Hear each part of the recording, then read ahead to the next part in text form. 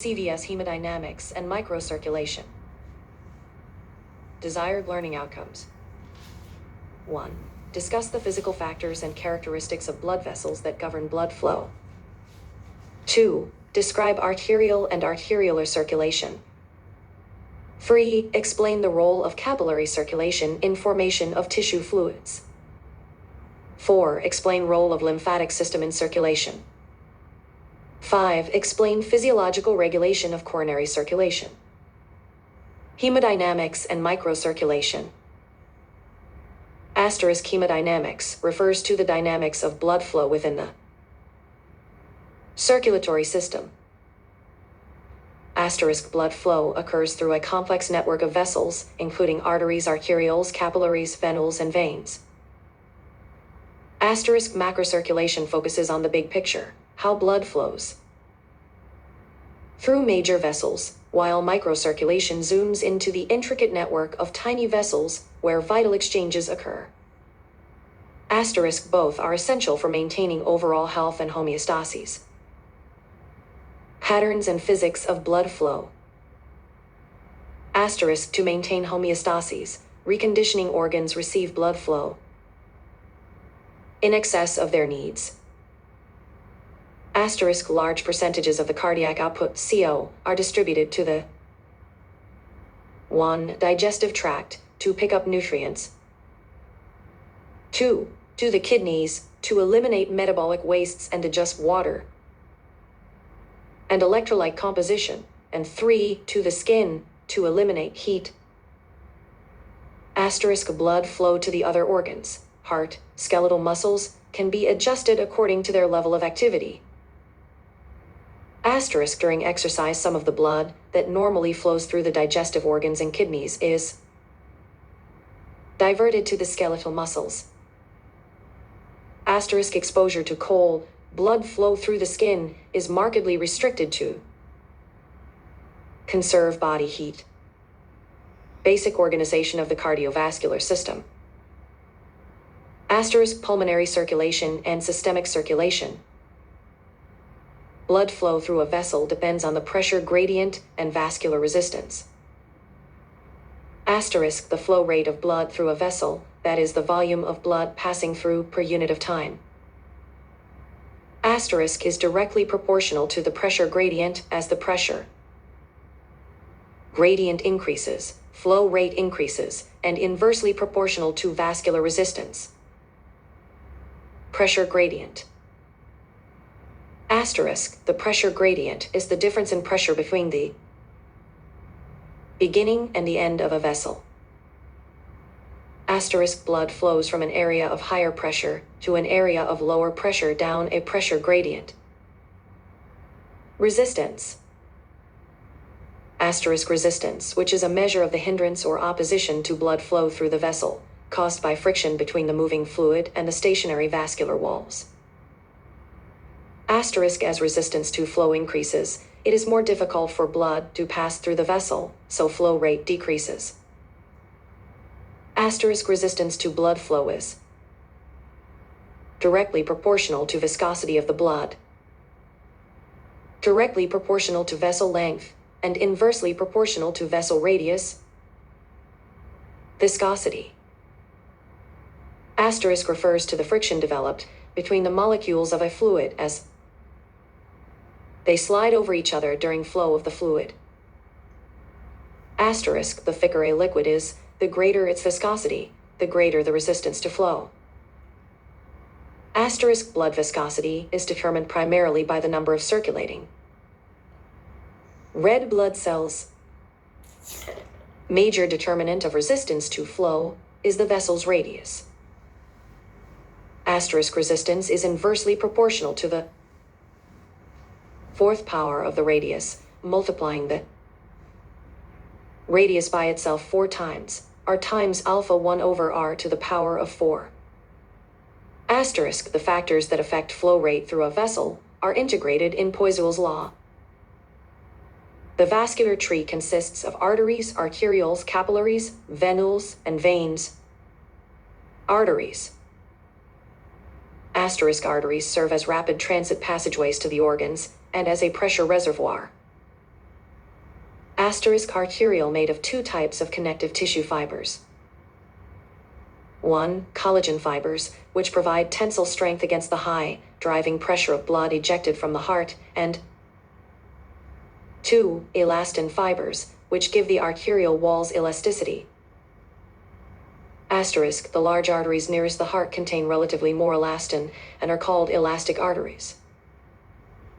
Asterisk, medium-sized vessels approaching the organs more muscular, giving rise to the term muscular arteries for these vessels. Asterisk, large artery has elastic recoil characteristic which exerts pressure on the blood during diastole. Arterial pressure fluctuates in relation to ventricular systole and diastole. Blood pressure can be measured indirectly by using a sphygmomanometer. Asterisk, turbulent blood flow creates vibrations that can be heard. Asterisk, the sounds heard when determining blood pressure, known as Korotov sounds. Mean arterial pressure is the main driving force for blood flow. Asterisk, the mean arterial pressure map is the average pressure driving blood forward into the tissues throughout the cardiac cycle. Asterisk, blood pressure is tacitly understood referring to the pressure in the arteries. Arterioles. Influence of total peripheral resistance on mean arterial pressure. Factors affecting total peripheral resistance, a TPR. Asterisk, the primary determinant of TPR is the adjustable arteriolar radius. Asterisk, two major categories of factors influence arteriolar radius. Asterisk, local intrinsic control. Asterisk, extrinsic control. Endothelial-derived vasoactive paracrine, nitric oxide. The cardiovascular control center and several hormones regulate blood pressure. Asterisk, the main region of the brain that adjusts sympathetic output to the arterioles is the cardiovascular control center in the medulla of the brainstem. Asterisk, this is the integrating center for blood pressure regulation. Asterisk, hypothalamus, which is part of its temperature regulating function, controls blood flow to the skin to adjust heat loss to the environment. Asterisk, hormones, epinephrine and norepinephrine, which generally reinforce the sympathetic nervous system in most organs, and vasopressin and angiotensin II, which are important in controlling fluid balance and blood volume. Capillaries. Asterisk, capillaries are ideally suited to serve as sites of exchange according to Fick's law of diffusion. Asterisk, factors that enhance diffusion across capillaries. Asterisk, blood flows more slowly in the capillaries than elsewhere in the circulatory system. Slow velocity of flow through capillaries. Exchanges across a continuous capillary wall. Exchanges across capillary wall. Asterisk, exchanges between blood and surrounding tissues across capillary walls are accomplished in two ways. Passive diffusion down concentration gradients, the primary mechanism for exchanging individual solutes, and bulk flow, a process that fills the different function of determining the distribution of the ECF volume between the vascular and the interstitial fluid compartments. Diffusion across capillary walls is important in solute exchange. Bulk flow. Asterisk, bulk flow across the capillary walls is important in extracellular fluid distribution. Asterisk, the capillary wall acts like a sieve with fluid moving through its water-filled pores. Asterisk, when pressure inside the capillary exceeds pressure on the outside, fluid is pushed out through the pores in a process known as ultrafiltration. Asterisk, when inward driving pressures exceed outward pressures across the capillary wall, a process known as reabsorption. Forces influencing bulk flow. Asterisk bulk flow occurs because of differences in hydrostatic and colloid osmotic pressures between plasma and interstitial fluid. Asterisk 4 forces influence fluid movement across the capillary wall. 1. Capillary blood pressure P subsists the fluid or hydrostatic pressure exerted on the inside of the capillary walls by blood. This pressure tends to force fluid out of the capillaries into the interstitial fluid. 2. Plasma colloid osmotic pressure Pi, also known as oncotic pressure, is a force caused by colloidal dispersion of plasma proteins. It encourages fluid movement into the capillaries. Exerted on the outside of the capillary wall by interstitial fluid. This pressure tends to force fluid into the capillaries.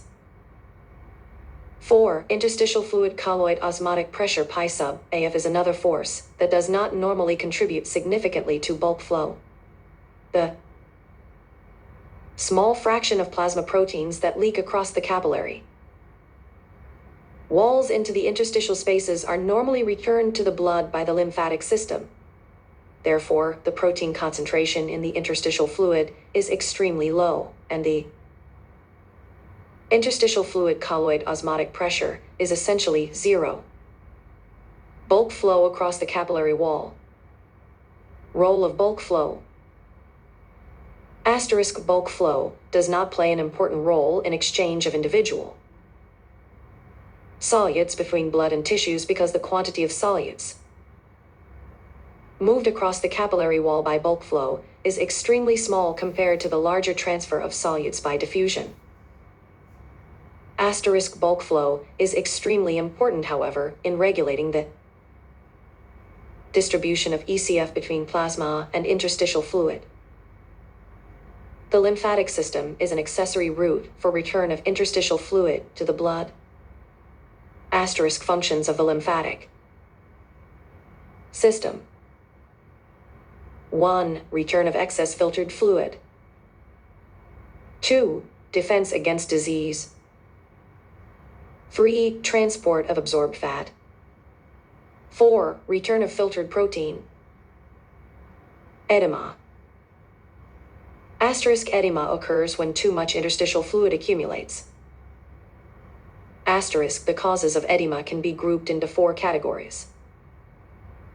1. A reduced concentration of plasma proteins decreases Pi. 2. Increased permeability of the capillary walls.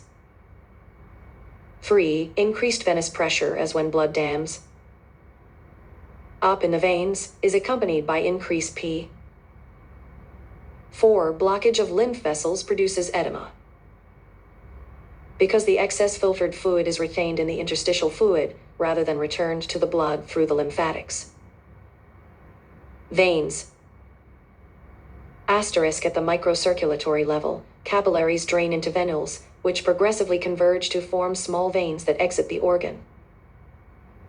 Asterisk in contrast to arterioles, venules have little tone and resistance.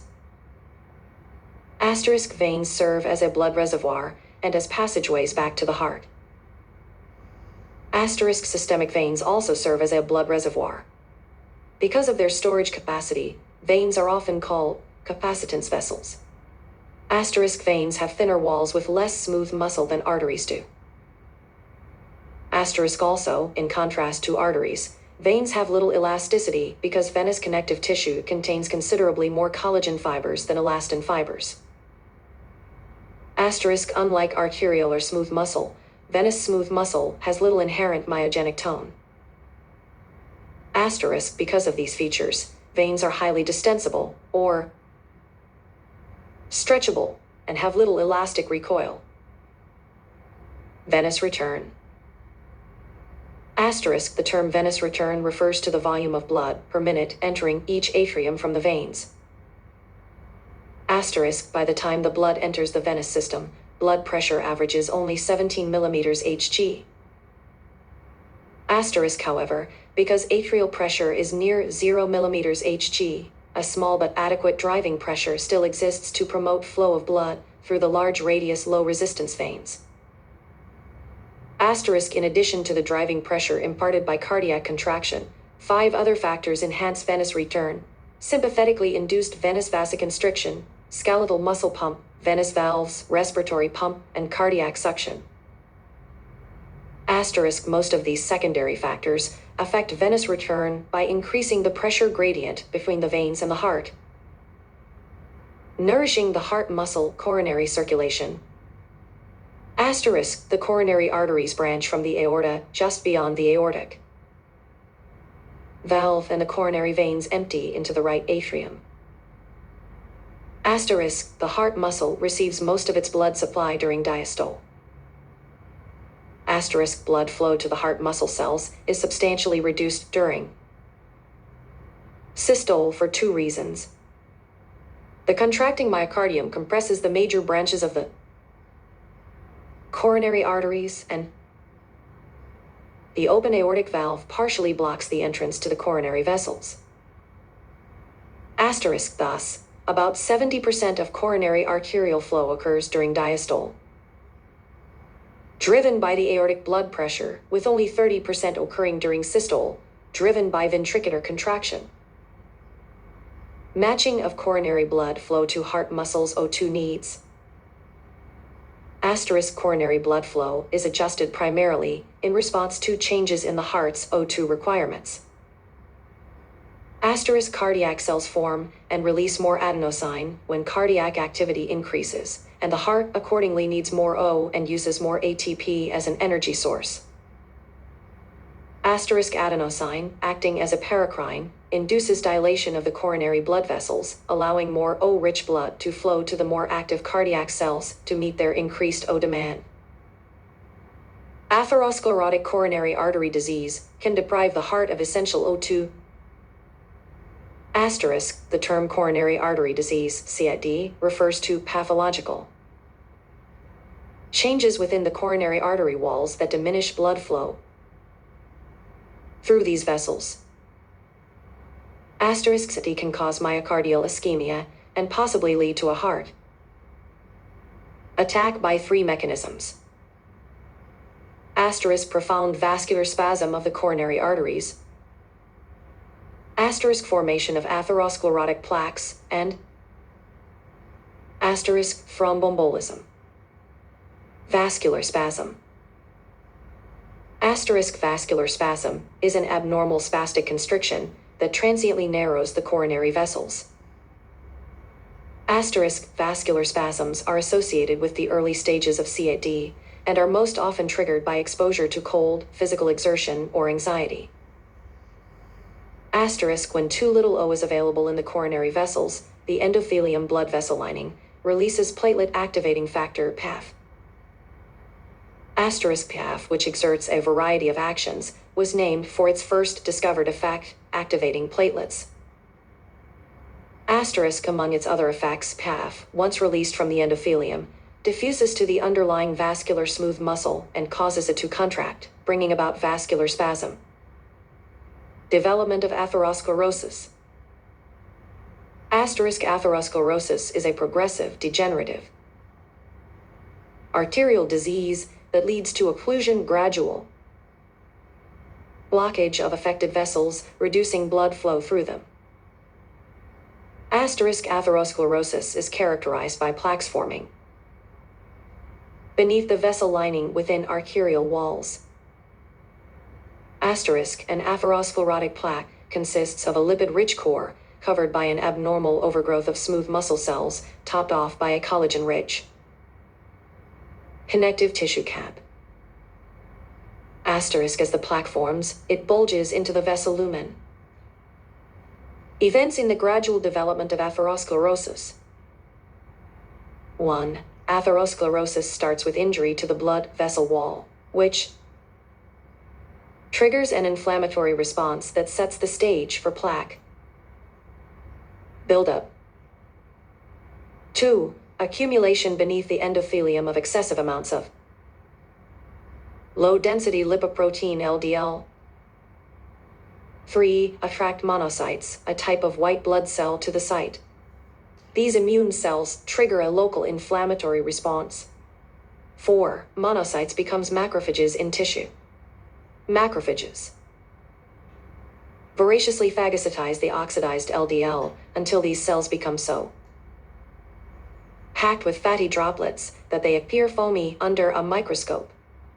Now called foam cells, these engorged macrophages accumulate beneath the vessel lining and form a visible fatty streak, the beginning of an atherosclerotic plaque. 5. Smooth muscle cells within the blood vessel wall migrate from the muscular layer of the blood vessel to a position on top of the lipid accumulation just beneath the endothelium. 6. As it continues to develop, the plaque progressively bulges into the lumen of the vessel, narrowing the opening through which blood can flow.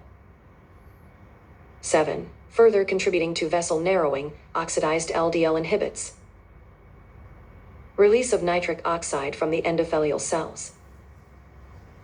8. A thickening plaque also interferes with nutrient exchange for cells located within the involved arterial wall, leading to degeneration of the wall in the vicinity of the plaque.